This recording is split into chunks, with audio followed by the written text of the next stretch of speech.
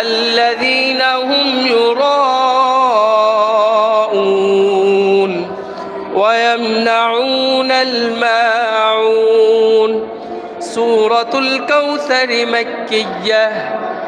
بسم الله الرحمن الرحيم إنا أعطيناك الكوثر فصل لربك وانحر إن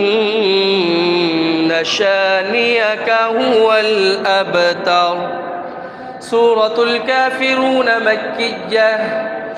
بسم الله الرحمن الرحيم